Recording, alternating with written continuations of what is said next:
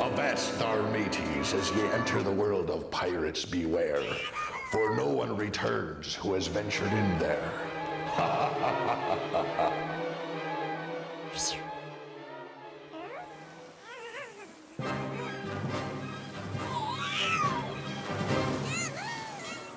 Do you remember Cool Spot? He was an attitude-infused mascot character for the pop drink 7-Up.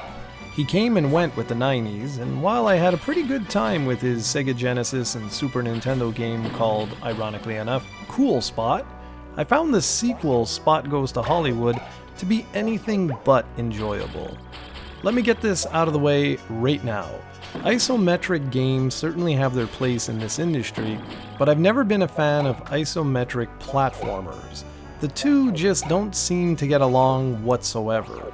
The original Spot game was a nice 2D platformer that worked well for the most part.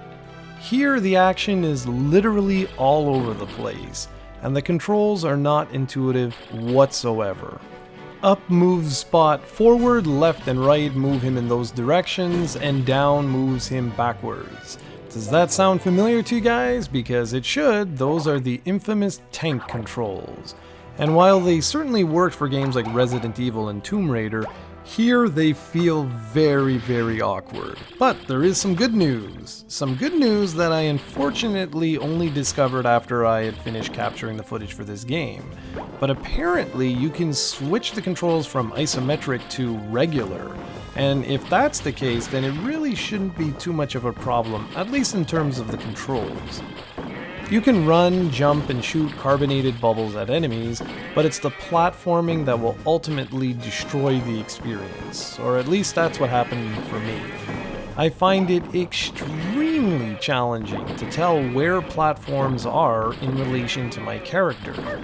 Even the old look at the shadow underneath your character strategy doesn't work as well as it should. The action is just fine, and the variation in both level design and gameplay are great. It's just that the game forces so much platforming on you that you'll be dying left and right for no other reason than you're not exactly sure how close you are to that next platform, and that's really, really unfortunate. The graphics are okay, with great full motion video, but the backgrounds are all static, which is a bit of a shame.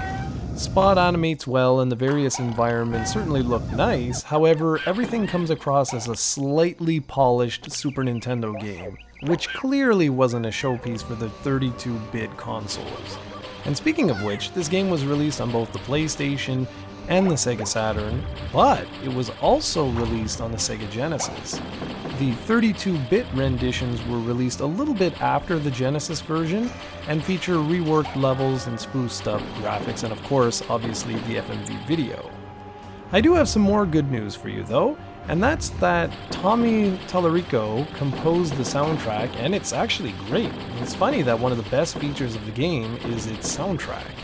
I really would have preferred had this game been a traditional 2D action platformer instead of this sort of bizarre isometric experiment that clearly didn't pay off, as I don't believe Spot would appear again in another video game after this one, so clearly it did not sell that well. If you're looking to play something a little bit different, you can certainly give this one a try. It's not overly expensive, but it's also not that great of a game. If you do give it a spin, be sure to leave a comment below and let me know what you think of it.